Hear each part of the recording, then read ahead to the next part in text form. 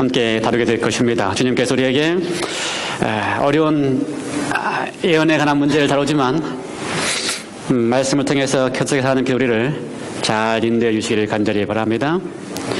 번역해 주세요. 필요 없으실 때. 예.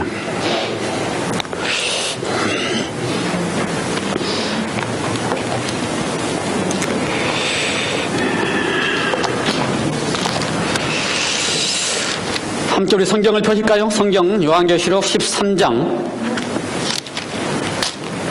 어려운 말씀이기 때문에 우리가 함께 계속해서 반복을 하면서 리뷰를 하면서 그렇게 하겠습니다. 요한계시록 13장을 다 펴시고요. 어려운 말씀을 다룰 때는 방법이 뭐밖에 없습니까? 성경.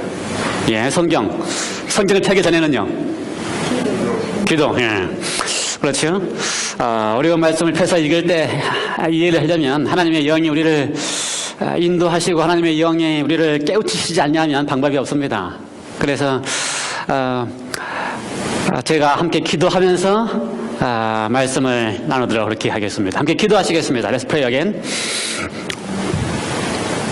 하나님 아버지, 오늘 우리가 요한계시록의 13장의 말씀을 다시 살피려고 합니다. 특별히 예언에 나타난 미국의 역할들을 볼 때에 말씀을 통하여 어떻게 이해해야 될지 알게 해 주시고, 말씀을 통하여 성령의 감동을 얻게 해 주시며, 말씀을 통하여 하나님의 인도하심을 받게 하여 주시옵소서.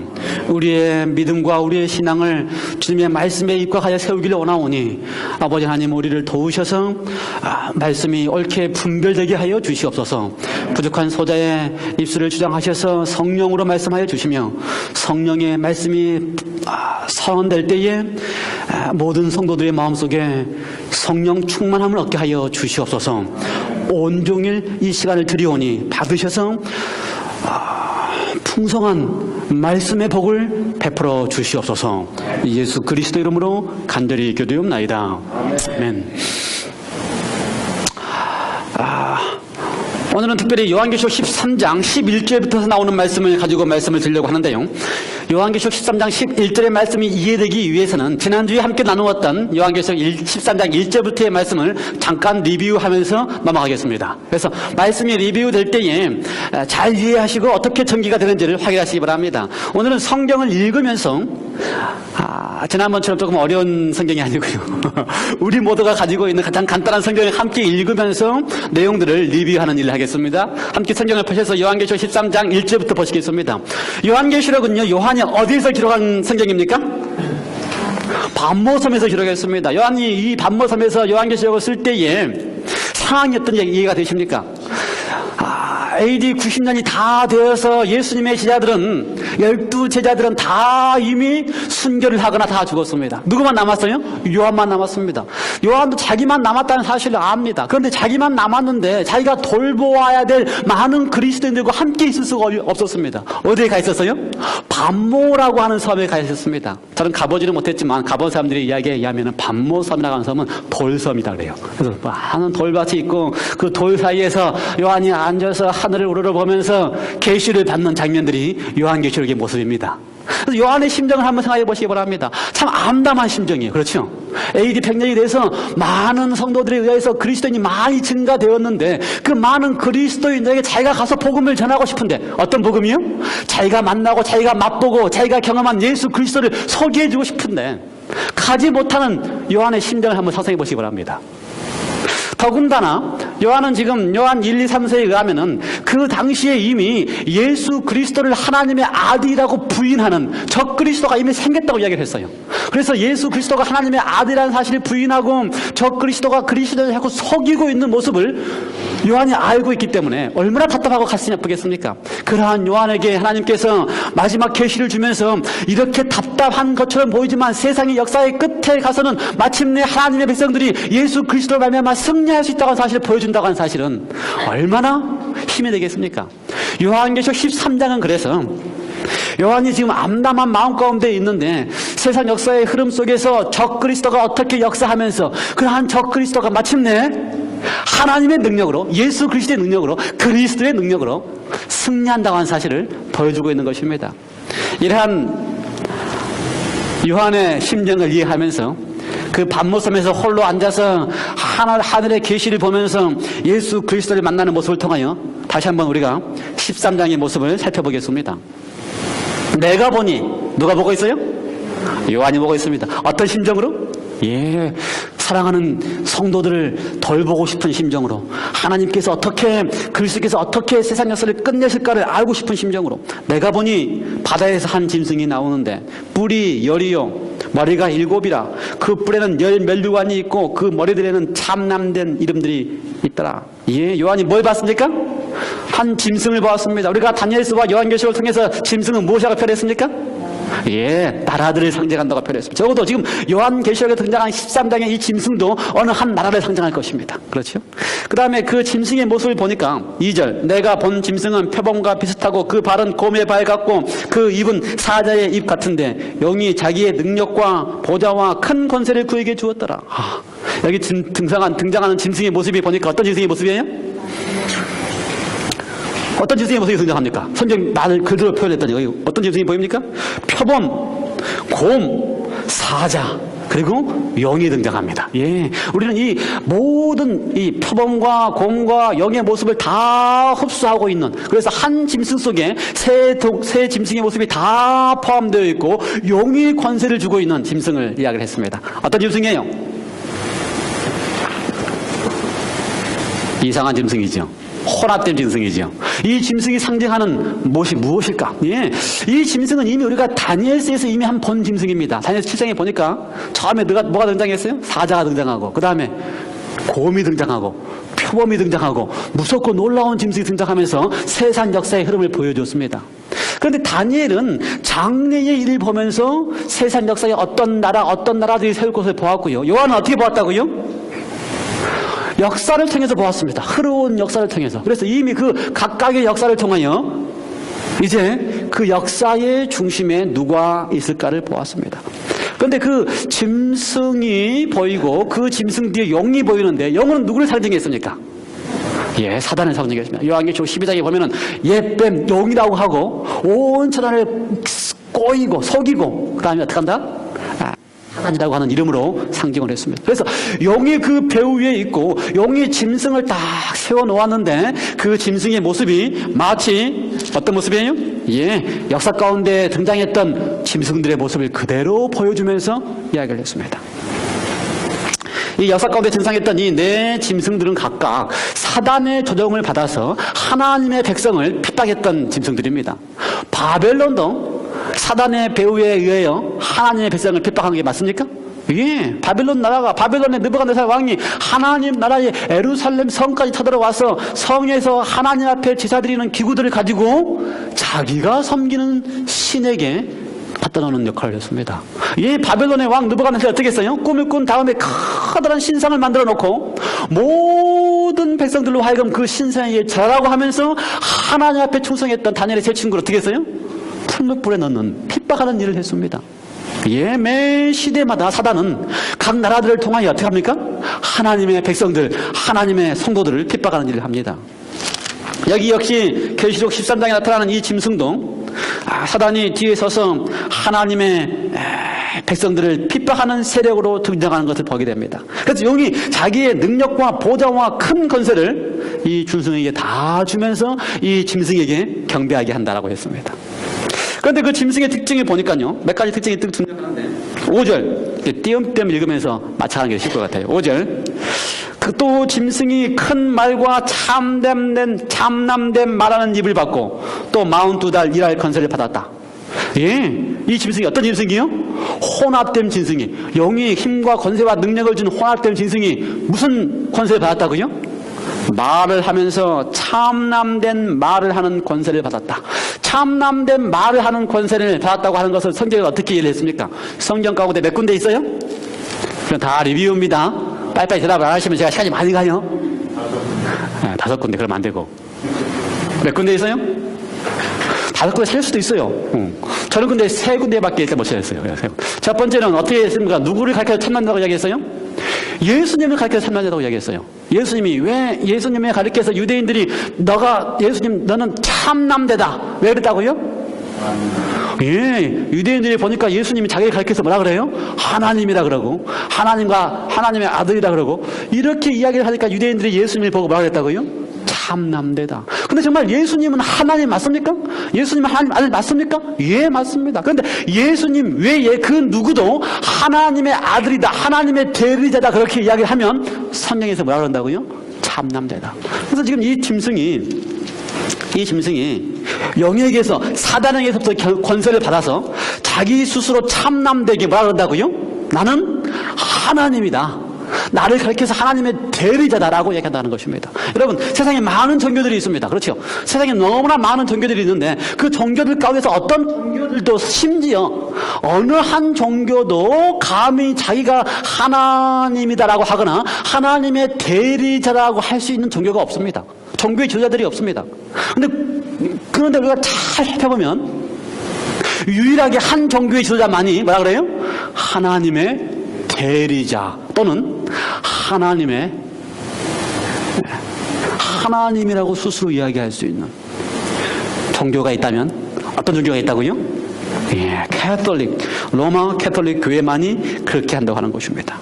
그래서 그러한 모습을 성경은 표현했어요. 두 번째는 뭐가 있다고 했습니까?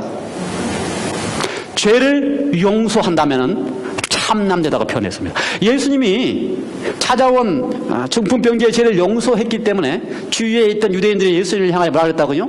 참남되다고 이야기했습니다. 예, 그들이 몰라서 그러지 예수님은 죄를 용서할 수 있어요, 없어요? 할 수 있습니다. 왜요? 하나님이시기 때문에. 예수님 외에 그 누구도 죄를 용서할 수 있습니까? 예, 만일 우리 최 선생님이 저한테 잘못하면요, 당연히 제가 최 선생님을 용서해 줘야죠. 이거는 당연한 겁니다. 그렇죠? 그런데 최 집사님이 최 선생님한테 잘못한 죄를 제가 용서해 줄 수 있어요? 이거는 목사도 안 돼요. 만일 최 집사님이 최 선생님한테 잘못하면 누구만 용서할 수 있어요? 최 선생님만 용서할 수 있어요. 제가 대신 용서해 주면 그건 안 되죠. 아무 소용이 없어요. 이게 옳은 일입니다. 그래서 목사인 저도 최 집사님의 최 선생님한테 잘못한 죄를 제가 용서해 줄 수 없어요. 반드시 누구한테만 가서 용서받을 수 있어요? 예수님한테만 용서받을 수 있어요. 그런데 다른 사람의 죄를 하나님의 아들처럼 용서해 줄 수 있다고 이야기하는 교회가 있다면 그걸 가르쳐서 뭐라 그런다고요? 참남되다라고 하는 것입니다. 성경이 표현에 의하면. 그런데 성경은 그러한 적그리스도의 모습, 그러한 세력의 모습이 있다고 하는 사실을 가르치고 있는데 뭐라고 표현했다고요? 그 세력을 가르쳐서 5절에 참남된 말, 큰 말로 하나님을 향하여 해방한다 표현했습니다. 그래서 이 나라, 그다음에 이 세력은 큰 말로 하나님을 해방하고 마치 자기가 죄를 용서할 수 있다고 하는, 그래서 이 많은 종교들 가운데, 종교의 지도자들 가운데 다른 사람의 죄를 다른 사람이 다른 사람의 죄까지도 용서했다고 할 수 있는 그룹이 있다면 어떤 그룹이 있습니까? 사제들이 있습니다. 그래서 사제한테 가서 고해 성사를 하면 죄를 용서할 수 있다고 스스로 이야기하는, 그래서 지금 성경 요한계시록 13장에서 이야기하고 있는 이 짐승이 상징하고 있는 나라는 로마 캐톨릭 나라입니다. 실제로 로마 캐톨릭은 나라입니까? 예. 우리가 지난번에 봤지요? 커다란 로마시, 아니죠. 이태리시, 로마라고 하는 커다란 시 가운데 작은 한 동네 같은 바티칸 시국이 있는데 시면서 나라입니다. 그래서 각 나라에 다 대사를 파견하고 사제들을 파견하면서 나라의 역할을 하고 정치적인 역할을 하는 짐승으로 상징된 로마 캐톨릭 교회가 거기에 등장합니다. 그 다음에 5절에 보니까요, 이 짐승이 큰 말과 참남된 말을 하고, 그 다음에 기간은 얼마만큼 있다고 표현했어요? 42달. 예, 성경에 42달이라고 하는 표현이 7번 등장합니다. 요한계시록에 5번, 다니엘서에 2번. 다 같은 표현입니다. 어떤 때는 42달, 어떤 때는 1260일, 어떤 때는 한때, 두때, 반때, 다 같은 기간을 이야기합니다. 성경 가운데서 이렇게 기간을 이야기할 때는, 특별히 애언 가운데서 기간을 이야기할 때는 하루는 1년으로 상징하도록 해석을 해놓았습니다. 누구의 해석이라고요? 저의 해석이라고요? 아니요. 누구의 해석이라고요? 성경의 해석입니다. 성경의 해석에 의하면 애언 가운데 하루를 1년으로 해석한다고 하는 이야기가 성경에 2차례 언급되어 있습니다. 민수기도 연결되어 있고요. 2차례 언급되어 있는데 그 사실에 의하면 42이라고 하는 기간은 언제입니까? 1261일 또는 1260년이라고 하는 기간입니다. 그래서 그 긴 세월 동안 온 세상의 종교계에서 오로지 하나님을 섬긴다고 하고 하나님 이름으로 모든 것을 하면서도 어떻게 합니까? 하나님의 백성들을 핍박하는 세력이 등장할 것을 성경은 예언하고 있습니다. 맞아요? 7절 또 권세를 받아 성도들과 싸워 이기고 각 족속과 백성과 방언과 나라를 다스리는 권세를 받았다. 그래서 이 세력이 오랜 세월 동안 어떻게 한다고요? 하나님의 성도들을 핍박한다. 무슨 이름으로? 하나님의 이름으로 하나님의 성도들을 핍박하는 세력이라고 등장하고 있는 것입니다. 예, 우리가 그래서 지난주에 이 성경 요한계시록 13장에 나타나 있는 이 예언을 성취할 수 있는 역사 가운데 이 예언을 성취할 수 있는 세력은 어떤 세력이었어요? 로마 캐톨릭 교회였습니다. 아시다시피 로마 캐톨릭 교회는 우리가 세계사에서 배울 때 뭐라고 배웠습니까? 종교 암흑 시대, 닥 에이지라고 배웠습니다. 왜 참 아이러니하게도 로마 캐톨릭은 종교가 있습니까? 없습니까? 무슨 종교를 가지고 있어요? 하나님을 섬기는 종교를 가지고 있습니다. 그런데 그렇게 하나님을 섬기는 종교를 가지고 있는 시대에, 그래서 온 세상이 다 하나님을 섬기는 종교로 가지고 있는 시대를 가리켜서 왜 암흑시대라고 칭했을까? 이상하지 않아요? 재미있는 사실은요, 로마 캐톨릭 교회가 통치하고 있었던 1260년에 하는 긴 기간 동안에 하나님의 성경이, 하나님의 말씀인 성경이 하나님의 말씀으로 인정받지 못하는 시대였습니다. 그래서 로마 캐톨릭 교회에서는 하나님의 말씀인 성경을 소유하지도 못하게 했고요, 읽지도 못하게 했고요, 심지어 읽거나 소유하고 있으면 종교재판의 해부에서 다 죽일 수 있었습니다. 역사가들에 의하면 로마 캐톨릭 시대인 이 종교 암흑 시대에 죽은 사람들의 숫자가 어떻게 해서 로마 천주교가 가지고 있는 종교 재판에 의해서 하나님 앞에 충성한 성도들이라고 하는 이름으로, 성경을 소유했다고 하는 이름으로, 또는 성경대로 가르쳤다고 하는 이유로 죽은 사람의 숫자를 50억에서 5억에서 10억을 잡고 있습니다. 1260년 기간 동안에. 그러니 그 어마어마한 숫자가 누구에 의해서? 하나님의 이름으로 핍박을 받았다고 하는 사실을 알 수가 있습니다. 거기에 보면 그래서 권세를 받아 성도들과 싸워 이겼다, 성도들을 핍박했다고 하는 성경의 예언들이 그대로 인정해 있는 것입니다. 그래서 그가 가지고 있는 권세로 족속과 방언과 백성과 나라를 다스리는 권세를 받았다. 얼마나 강력하게 온 세상을 다스리는지, 정치적인 힘으로 온 세상을 다스리고 종교적인 힘으로 온 세상을 다스려서 심지어 누구까지도요? 한 나라의 황제까지도, 독일의 황제가 황제였는데 이탈리아에 있는 로마의 교황이 어떻게 해요? 독일에 있는 황제를 파면을 시키면 황제였던 독일의 황제가 어떻게 돼요? 그 자리에서 그만 황제가 못 되는 것입니다. 이걸 우리가 가르쳐서 세계사에서는 한 페이지에 뭐라고 나와 있어요? 카리오사의 굴욕 이렇게 나옵니다. 독일의 황제가, 교황이 한 나라의 황제를 파면을 시키니까 황제가 이탈리아에 가서 교황 앞에 가서 무릎을 꿇고 빌어요. 그래서 그 장면이 사진에 나오는데, 그렇게 빌고 나니까 황제가 어떻게 해요? 그렇다면 교황이 어떻게 해요?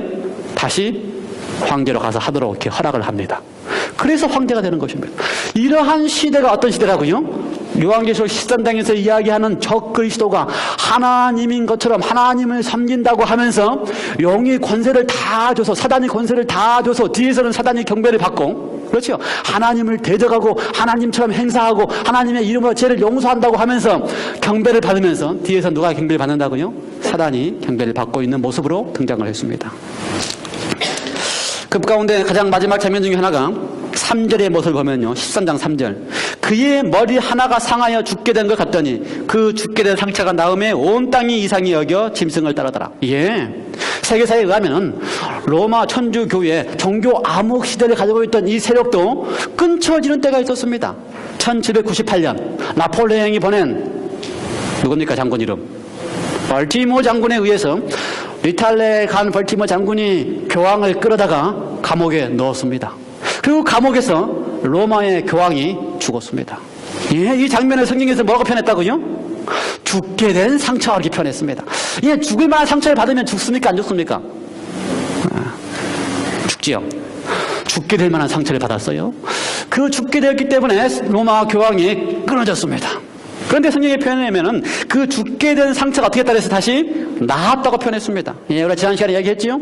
1798년에 벌티모 그 장군에 의해서 로마의 교황이 포로 잡혀가서 감옥 속에서 그 생명을 잃은 이후에 로마의 교황이 완전한 세력을 잃었습니다. 정치적인 세력을 완전히 잃었어요. 종교적인 세력을 완전히 잃었습니다. 그래서 로마의 교황 1798년 이후에는 프랑스 혁명 이후에는 온 세상이 더 이상 종교는 필요가 없다고 이렇게 믿었습니다. 무슬림이 편만했어요. 왜요? 그동안 오랜 세월 동안 종교의 이름으로 얼마나 많은 사람들을 핍박하고 얼마나 많은 사람들을 죽이고 종교의 이름으로 어떻게 했어요? 사람들을 핍박하니까 더 이상 종교를 가지고 살 수 없다. 그래서 프랑스 혁명 이후에는 뭐가 생긴 거예요? 무슬림이 생긴 겁니다. 그러면 교황이 죽은 다음에는 더 이상 정치적으로 힘을 쓸 수도 없었고요.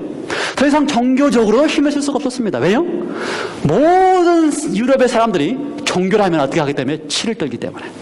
그러한 시대에 이후에 1차 세계대전이 이루어지고 난 다음에 이탈리아에 있는 무솔리니가 어떻게 했어요?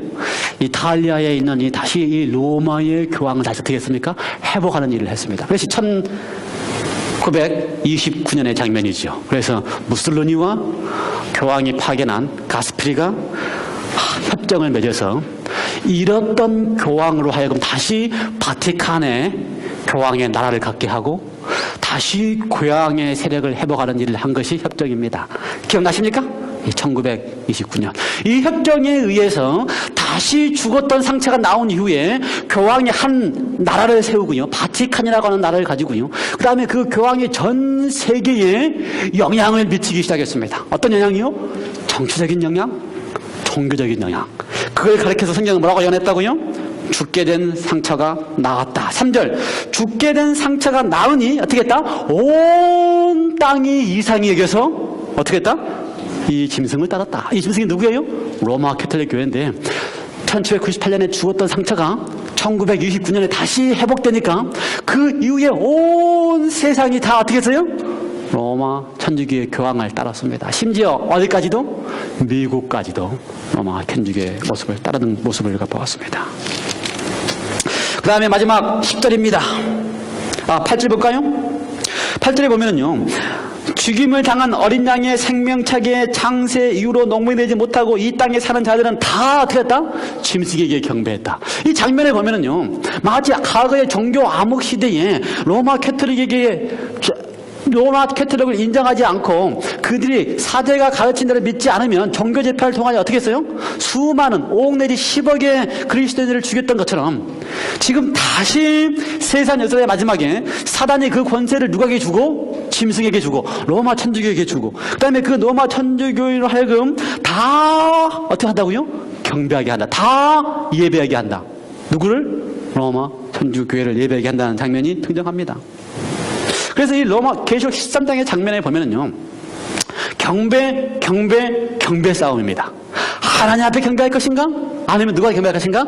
사단에게 경배할 것인가? 근데 문제는 사단이 자기 앞에 딱 서서 내가 사단이다라고 하면 아무도 경배 안 하기 때문에 사단을 뒤에 서고 누구를 대신 내놓는다고요? 또 다른 종교 단체를 내놓아서 그 종교 단체가 어떻게 하게끔? 그 종교 단체에게 모든 사람들로 하여금 경배하게 한다고 하는 것입니다. 어떤 종교단체요? 성경의 가르침과 틀리고 성경의 가르침과 전혀 다른 종교단체. 하나님의 이름을 사용하고 예수님의 이름을 사용하지만 성경이 가르치고 있는 참다운 진리와는 관계없는 종교단체를 세워놓고 다 경배를 하게 하면 뒤에서 사단이 뭐라 그래요? 온 세상이 자기에게 경배한다라고 하는 것입니다. 그러한 일을 할 때에 10절, 사로잡는 자는 사로잡힐 것이요 칼로 죽이는 자는 자기도 마땅히 칼에 죽이리니. 무슨 장면을 이야기하고 있는 것입니까? 이건 지금 우리가 계시록 13장의 장면을 이해할 때에 사로잡는 자는 사로잡힌다, 칼로 죽이는 자는 마땅히 칼로 죽임 당한다. 무슨 장면을 이야기하고 있는 것 같아요? 예, 이 장면은 그동안 수많은 그리스도인들을 사로잡았던 그 세력, 그렇죠? 교황. 수많은 사람을 칼로 종교 재판에 의해서 죽게 했던 그 교황이 어떻게 한다? 그도 역시 사로잡혀가고, 그도 역시 어떻게 한다? 칼에 가요 죽임을 당할 것에 대한 모습을 보여주고 있습니다. 그렇죠? 그러한 때에 성도의 인내가 여기 있나니 10절의 마지막에 성도의 인내가 여기 있느니라 라고 이야기했습니다. 그리고 이제 오늘 우리가 하려고 하는 11절이 등장합니다. 11절. 내가 봄에 큰 다른 짐승이 땅에서 올라오니 이 또 다른 짐승이 등장합니다. 여기에는 어디서 올라오는 짐승이 등장합니까? 땅에서 올라오는 짐승이 등장합니다. 그 모양이 어떻습니까? 11절. 새끼양같이 두 뿔이 있고 근데 모양은 새끼양 같은데 하는 말은 어떻게 말을 해요? 용처럼 말을 합니다. 지금 우리가 오늘 공부하려고 하는 이야기는요 13장에 등장하는 두 번째 짐승입니다. 13장에 등장하는 첫 번째 짐승 바다에서 올라온 짐승의 이야기는 다 깨달았습니다. 어떤 세력이었어요? 죽었다가 살아난 지금도 여전히 세계의 많은 사람들이 세계 인구의 대다수가 경배하는 누구요? 로마 천주교의 교황을 상징한다는 사실을 알았습니다. 교황이 한번 서거하면은요 전 세계의 지도자들이 다 거기 앞에 가서 무릎을 꿇습니다. 미국의 대통령들도 현직이든 퇴직을 했든지 간에 교황이 죽으면요 교황의 그 무덤 그 관 앞에 가가지고요 다 무릎을 꿇습니다. 참 놀라운 사실 아닙니까? 누구한테요? 죽은 한 교회의 지도자 앞에 온 인류의 지도자들이 가서 무릎을 꿇습니다. 이러한 장면을 보여주고 난 다음에 11절에 두 번째 짐승이 등장한다고 하는 사실을 보여줍니다. 그렇죠? 네, 두 번째 짐승. 오늘 우리는 이 두 번째 짐승 얘기를 할 때에 이 두 번째 짐승이 또 누구를 상징하는지를 우리가 알아야 될 것입니다. 이미 우리는 첫 번째 짐승 바다에서 올라온 짐승은 누구를 상징한다고 알았어요? 한 정치적인 세력과 종교적인 세력이 연합해서 전 세계를 지배할 수 있는 로마 천주교 교회라고 하는 사실을 알았습니다. 근데 두 번째 올라오는 짐승이 누군지를 알기 위해서는 적어도 이 5가지 사실에 대해서 이해를 해야 됩니다. 시기, 올라오는 때가 언제고, 짐승이 올라오는 장소가 어디고, 중심이 어떻게 올라오고, 짐승의 모습이 어떻고, 짐승이 하는 일이 무엇인지를 다 알아야지만 그 두 번째 짐승이 누구를 가르치는지를 우리가 알 수가 있습니다. 제가 감히 답을 드렸는지 몰라요. 제 제목이 뭡니까? 성경 예언에 나타난 미국의 역할이기 때문에 답을 드렸는지 모르지만 답을 알았다 할지라도 성경에서 보여주고 있는 사실이 정말 그런지에 대해서 여러분이 성경을 통하여 확인을 해야 되는 것입니다. 맞아요? 예. 제 설교를 통해서 확인하지 마시고 설교를 통해서 확인하셔야 됩니다. 자, 성경을 통해서 확인해 볼까요? 첫 번째, 올라오는 시기가 언제일까? 11절에 보니까 시기가 나옵니까? 내가 봄에 또 다른 짐승이 땅에서 올라오는데 시기가 나옵니까? 시기가 보이는 것 같아요? 내가 보니 또 다른 짐승이 땅에서 올라오는데 거기에 시기가 보여요? 언제 올라오는 것 같아요?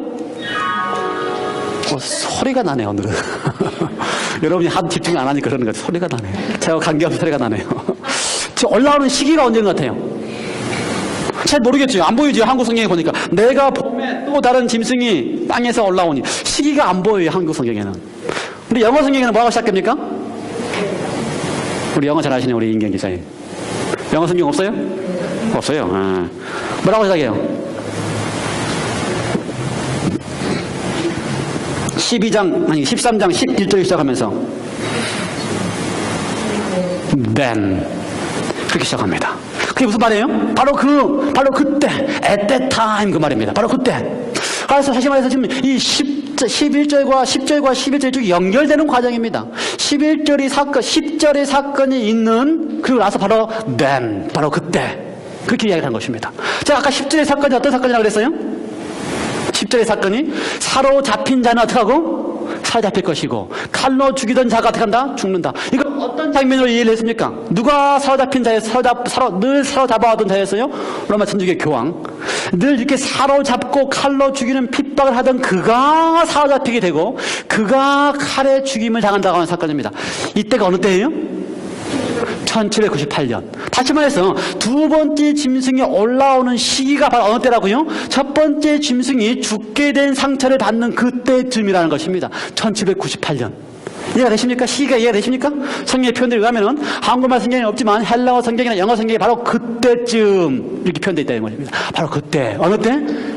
교황이 상처를 받고 죽게 될 때 1798년 때쯤. 예, 적어도 이 두 번째 일어난 짐승은 뭘 상징한다고요? 성경에서 짐승은 나라를 상징합니다. 그렇죠? 그러면 이 두 번째 지금 우리가 나오는 이 나라가 애연 가운데서 무슨 일인가를 할 텐데, 이 두 번째 일어나는 나라는 어느 때쯤 일어난다? 1798년 첫 번째 짐승이 죽게 되는 때쯤에 해서 일어나는 나라다. 첫 번째 해결됐습니까? 예, 두 번째. 소리가 커지네요. 어디에서 일어날 것인가? 어디서 일어날 것인가? 봅시다. 두 번째. 내가 또 봄에 또 다른 짐승이 이번에는 어디서 올라온다? 땅에서 올라오니. 예. 왜 땅에서 올라올까요? 첫 번째 짐승 어디서 올라왔어요? 바다에서 올라왔습니다. 물에서 올라왔어요. 그런데 두 번째 짐승 정 바다와 물과 반대의 개념인 어디서 올라왔습니까? 땅에서 올라왔습니다. 예, 맞습니다. 그 다음에 또 성경적으로 해석을 해야지요. 성경에 물을 해석할 때에, 바다를 해석할 때에 어떻게 해석했습니까? 요한계시록 17장 몇 장 넘겨보시기 바랍니다. 요한계시록 17장 15절 넘겨봤어요? 몇 장 더? 네, 15절. 또 천사가 내게 말하되 내가 본 바 음녀에 앉은 물은 뭘 상징한다? 백성과 무리와 열국과 방언들이니라. 예, 우리가 17장에는 또 다음에 한 1월달이나 2월달쯤 가면 설교를 하겠지만, 여기 등장하는 이 음녀가 앉아있는 많은 물을 상징할 때 누구를 상징한다? 백성, 방언, 나라, 열국. 다시 말해서 물은, 애완 가운데 물을 상징할 때는 그 물이라고 하는 것을 의미할 때는 많은 사람들이, 많은 백성들이, 많은 무리들이 살고 있는 지역을 의미합니다. 다시 말해서 다니엘서 7장에 나오는 짐승도 바다에서 바람이 불기 때문에 짐승이 나왔어요. 그렇죠? 그때는 바람도 불었습니다. 7장에서는, 다니엘서 7장에서는 바람은 뭘 상징했어요? 풍전 드나라 그래서 전쟁을 상징했습니다. 그래서 많은 사람들이 살고 있는 가운데서 전쟁을 통하여 힘으로 새로운 나라들이 생기고 새로운 나라들이 생길 때는 바람이 바다에서 불었다라고 이야기를 했습니다. 13장의 1절에 짐승이 바다에서 나왔다 하는 것들도 역시 많은 민족들이 살고 있는 곳에서 한 나라, 교황이 세워졌기 때문에 이렇게 표현했습니다. 그런데 이 두 번째 짐승은 바다하고는 정 관계없는 어디서 나온다고요? 땅에서 올라온다. 바다가 많은 민족, 많은 백성들을 상징한다면 정반대 개념인, 바다와 반대 개념인 땅은 뭘 상징할 것 같아요? 아무도 살지 않고 있고 인구가 작은 것을 상징합니다. 그렇죠? 인구가 많은 백성들이 살고 있는 곳에서 나라들이 생겼는데, 이 두 번째 일어나는 나라는 적어도 어떤 나라다? 인구가 많지 않는 곳에서 생기는 나라다. 이해가 되십니까? 두 번째 문제도 해결됐습니까? 첫 번째 시기는 언제고요? 1798년쯤에 즈음에서 교황이 상처를 받을 즈음에. 두 번째는 언제고요? 생기더라도 이 나라는 어떤 나라라고요? 백성이 많은, 민족이 많이 살고 있지 않는 인구가 적은 곳에서 생기는 나라야 된다. 이해가 되십니까? 세 번째 해결해야 할 문제는 뭐예요? 올라오는 방법. 13장 몇 절입니까? 11절. 또 다른 짐승이 땅에서 올라오니. 땅에서 올라왔어요. 땅에서 뭐가 올라옵니까? 짐승 말고 그냥 아는 것처럼 땅에서 올라오는 게 뭐가 올라오지요? 식물들이 땅에서 자랍니다. 그렇지요? 사실 이제 땅에서 올라온다라고 하는 단어를 사용할 때 헬라어 단어 쪽에는 식물이 자라는 것과 같은 모습으로 식물이 자랄 때 사용하는 단어입니다. 다시 말해서 이 짐승이 올라온다라고 하는 이야기는 식물이 자라는 것 같은 모습으로 올라온다, 그 말입니다. 식물은 어떻게 자랍니까? 여러분 올라가서 보고 내려가서 보고 그 다음에 또 가서 봐도 자라는 것처럼 보여요? 안 보여요. 그러나 마침내 자랍니까 아니랍니까? 자라되 얼마큼 자라요? 자기의 능력만큼 크게 왕성하게 자랍니다. 그래서 이 올라오는 모습을 보니까 이 새끼 양 같은 이 짐승도 시작할 때는 느껴지지 않게 아주 작은 모습으로, 그렇죠. 그래서 마치 분간이 되지 않는, 마치 나라같이 보이지 않는 모습으로 보이다가 어때요? 마침내 어떤 모습으로요? 장성해서 나라로서의 역할을 할 수 있는 그러한 모습을 이야기하고 있습니다. 처음에는 아주 연약하기 시작하지만 강력한 힘을 가질 수 있는 모습으로 표현했습니다. 그게 어떤 모습이라고요? 올라온다. 식물이 땅에서 올라올 때에 미약하게 힘이 없게 자라는 모습이 보이지 않지만 마침내 강성한 자란 식물이 보이는 것처럼 이 나라가 시작할 때는 연약하고 작고 힘이 없지만 강성한 모습으로 살 것을 성경은 보여주고 있습니다. 이해가 됩니까? 네, 네 번째 넘어갑시다. 네 번째, 그 모습이 어떤가? 네, 모습 계속 지금 13장 11절만 가지고 이야기를 하는데요. 모습이 어때요? 내가 봄에 또 다른 짐승이 땅에서 올라오는데 모습이 어땠어요? 새끼양같이 두 뿔이 있고 용처럼 말하더라. 이건 참 재밌는 성경절입니다. 새끼양같이 두 뿔이 있고 그다음에 뭐처럼 말해요? 용처럼 말한다. 성경에 양 그러면 누구를 상징합니까? 누구를 상징해요? 예수님을 상징합니다. 용 그러면 누구를 상징합니까? 사단을 상징합니다. 왜 재밌는 성경절인가?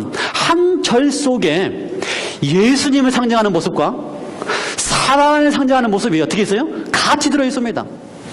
그렇죠? 한 모습 속에 예수님을 상징하는 모습과 사단을 상징하는 모습이 같이 들어있어요. 아, 재밌는 성경절입니다. 성경 가운데 제가 지난번에도 이야기했지만 양이라고 하는 표현이 몇 번 등장합니까? 시작성경에 양이라고 하는 표현이 새끼양이나 양이라는 표현이 몇 번 등장하는지 아세요? 근데 제가 한 번 이야기하면 절대 잊어먹지 마세요. 29번. 다음 주에 또 질문합니다. 29번. 양이란 새끼양이라는 표현이 29번이 등장하는데 그 가운데 요한계시록에서 거의 다 등장합니다. 26번 등장합니다. 다 대부분이 다 26번 가운데 25번은 다 누구를 상징했어요? 예수 그리스도를 상징했습니다. 그런데 꼭 한 번만 지금 여기서 보는 새끼 양 그다음에 뭐가 써 있어요? 같은. 그 말은 뭐예요?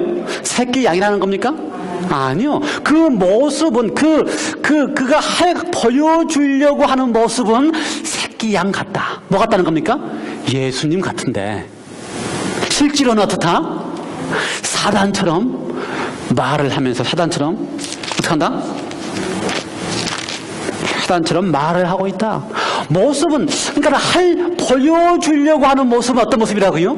예수님처럼 순전하고 예수님처럼 어때요? 사랑스러운 모습인데 양 같은 모습인데 실제로 하고 있는 일은 뭐다?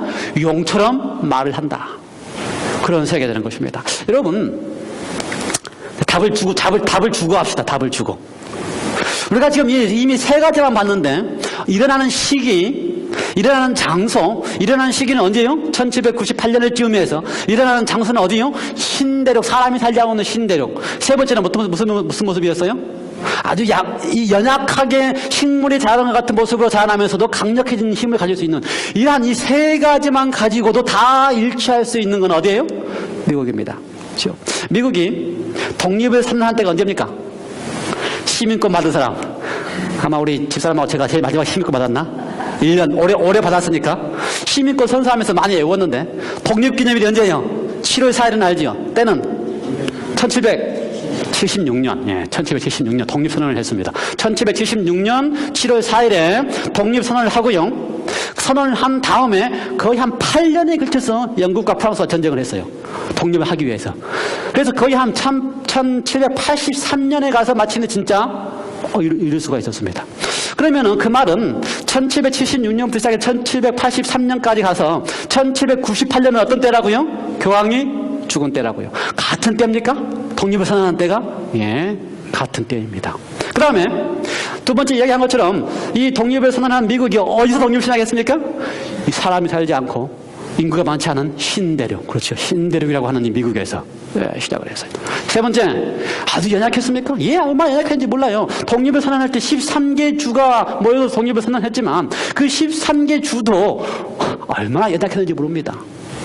하지만 오늘 우리가 알다시피 이 미국이 얼마나 막강한 힘을 가지고 있는지 우리가 알 수 있지 않습니까? 그런데 재미있는 사실은요, 이 모습을 이야기할 때에 양과 같은데 두 뿔이 있다고 표현을 했습니다. 두 뿔. 미국이 독립을 선언할 때에 가장 중요시한 것이 두 가지가 있습니다. 다 우리가 외웠지요? 뭐가 있다고요? 시민권 신청할 때 다 외웠지요? civil liberty하고 또는 뭐가 있다고요? religious liberty. 이 두 가지가 시민권 시험에 나오는 겁니다. 이게 무슨 말인지 아십니까? 첫 번째, 이 모든 시민들에게 뭐가 있다? 자유가 있다. 왜요? 그동안 종교 암흑 시대에 유럽에 살면서 인구가 많은 유럽에 살면서 뭘 경험했습니까? 억압과 핍박을 경험했어요. 누구를 통해서요? 누가 그렇게 표현했어요? 국왕이. 한 나라의 국왕들이 다 자기만 착취하고 하기 때문에 시민들은 뭐가 없어요? 자유나 평등이 없습니다. 그래서 신대륙을 시작할 때는 누구에게 자유가 있다? 네, 시민에게 자유가 있다. 우리는 국왕이 없다, 왕이 없다. 왕으로부터 자유한다. 그래서요, 다른 모든 짐승들은 다 그 짐승에게 면류관이 있습니다. 관이 있어요. 그런데 누구만은 양으로 상징된 이 두 뿔 가진 짐승에게는 관이 없습니다. 면류관이 없습니다. 왜요? 왕이 없기 때문에, 국왕이 없기 때문에. 두 번째, 가장 중요한 게 뭐라고요? 종교의 자유입니다. 종교의 자유. 왜 그렇게 했어요? 예, 지난 1798년 이전까지 로마의 핍박 속에서, 교황의 핍박 속에서 종교의 자유가 없었습니다. 왜 없어요? 하나님의 이름을 어떻게 하기 때문에? 교회가 가르치면 그것이 법이기 때문에. 성경은 필요 없어요. 성경이 뭐가 됐다고요? 금서. 성경은 소유할 수도 없는 시대에 교황이 사대가 가르치면 그것이 곧 법이 되는 시대였기 때문에 수많은 그리스도인들이 핍박을 받는 시대에 이제 우리는 어떻게 한다? 우리가 세우는 나라는 어떤 나라다? 종교의 자유를 가지는, 교황의 핍박으로부터 완전히 자유로운 나라를 세우겠다. 그래서 미국이 가지고 있는 이 건국 이념의 두 가지는요, 시민들의 자유, 종교의 자유. 그래서 정치와 종교를 철저하게 분리하도록 하는 것이 미국의 원칙입니다. 맞아요? 예, 맞습니다. 그래서 성경은 마치 정말 얼마나 좋은 모습입니까? 그렇죠? 얼마나 옳은 모습입니까? 독립선언문 가운데에서요, 독립선언할 때 기록한 글 가운데서요, 참 그리스도인다워요. 뭐라고 표현하냐면요, 우리가 다 하나님의 창조에 의해서 평등하게 만들어진 존재이다. 하나님께서 창조하셨기 때문에 평등하게 만들어진 존재다. 그러므로 모든 백성들이 다 생명, 자유, 행복을 추구할 뭐가 있다? 권리가 있다. 하나님이 평등하게 창조한, 하나님의 모습을 닮아서 평등하게 창조된 피조물들이기 때문에 행복을, 생명을 추구하고 자유를 추구하고 행복을 추구할 권리가 있다. 얼마나 아름다운 표현입니까? 이렇게 누구의 모습이에요? 양의 모습, 예수 그리스도의 모습을 다 가지고 있어. 그렇죠? 강제하지 않죠, 예수님 절대로. 아무리 예수님이 구원을 주고 싶어도 어떻게 해요? 수고하고 무거운 짐진 자들아 내게로 오라라고 표현하지, 내가 너를 구원할 테니까 다 어떻게 하라? 구원을 받아, 이렇게 하지 않는다는 것입니다. 강제하지 않아요. 그래서 자유를 주고. 그렇죠. 그러면서도 예수님 어떻게 해요? 우리 모두가 다 하나님 안에서 행복을 원하는 그런 사상을 가지고 있어요. 우리 모두가 다 하나님의 자녀로서 행복하기를 원하시는데 그 사상이 다 미국의 독립선언문 속에 들어있어요. 그래서 예수님의 모습을, 양 같은 모습을 다 가지고 있는데, 그가 하는 모습은 예수님의 모습이지만 성경의 표현은 뭐가 되어 있어요? 11절에 새끼양같이 두 뿔이 있고 결국은 어떻게 한다고요? 용처럼 말한다. 그 배후에는 누가 있다고요? 용이 말하는 일을 한다는 것입니다. 용은 누구라고요? 사단이 하는 일을 한다는 것입니다. 마지막 5번째, 그래서 그가 하는 역할이 아주 중요합니다. 그렇죠? 우리가 지금 이 두 번째 올라오는 짐승의 모습을 봤더니 이미 우리가 누구라고 알았습니까? 신대륙에서 마치 양처럼 예수님의 모습처럼 종교의 자유를 주고 정치와 분리된다고 이야기를 하면서, 그렇죠? 아주 아름다운 모습으로 시작된 미국의 모습을 우리는 이해할 수 있습니다. 그런데 그 역할은 용처럼 말한다라고 하는 것입니다. 13장의 11절부터서 우리가 다음 주에 더 이야기하겠지만 그 뒷장면의 모습을 보면은요, 이 두 번째 올라온 이 새끼 양 같은 짐승이 하는 일이 어떤 일을 합니까? 표현에 의하면 먼저 나온 짐승에게 어떻게 한다고요? 12절 저가 먼저 나온 짐승의 모든 권세를 받아 그 앞에서 행하고 땅과 땅에 거하는 자들로 어떻게 한다? 처음 짐승에게 경배하게 한다. 두 번째 짐승이 미국이 하는 역할 중에서 어떤 역할을 한다고요? 용처럼 말하는데 12절에는 뭐라고 표현했어요? 그가 권세를 받아서 땅에 거하는 모든 자들로 하여금 처음 나온 짐승, 어떤 짐승을 가리킵니까? 처음 나온 짐승, 어떤 짐승을 가리켜요? 로마 천주교 바티칸 교회, 그렇죠? 로마 캐톨릭 교회를 가리킵니다. 그 처음 나온 짐승에게 어떻게 한다? 경배하게 한다. 예, 맞습니다. 성경의 예언은 분명합니다. 어떻게 한다고요? 그의 모습은 정말 아주 멋있는 사상으로 예수님과 같은 사상으로 시작했지만 그가 하는 일은 누구에게? 처음 나왔던 짐승인 로마 캐톨릭 교회에게 모든 사람들로 하여금 어떻게 한다? 경배하게 한다. 예. 성경에 보면은요, 13장에 보면은요, 경배라고 얘기를 하는데, 그냥 경배하게 하는 게 아니고, 그 다음에 어떻게 경배하게 합니까? 강제적으로 경배하게 합니다. 그래서 이 미국이 하는 역할은 어떻게 하는 거라고요? 강제적으로 로마 천주교 교회에게 온 세상의 사람들로 하여금 어떻게 한다고요? 경배하게 한다는 것입니다. 뒷부분에 보면은 강제적으로 경배하게 한다는 사실을 죽이게도 하고, 그 다음에 매매도 못하게 하고, 핍박하는 일을 하게 하는 일을 합니다. 누가 과거에 그렇게 했습니까? 로마 천주교회가 1260년 동안 과거에 그렇게 해왔는데 똑같은 모습을 이제는 누가요? 두 번째 땅에서 올라온 이 미국에 하는 짐승이, 나라가 그 권세와 힘과 모든 것을 누구에게 주고? 교황에게 줘서 다 모든 세력이 다 교황에게 경배하게 합니다. 이러한 역할을 하려면 그 나라가 힘이 있어야 됩니까? 예, 어떤 힘이 있어야 됩니까? 세계적인 힘이 있어야 됩니다.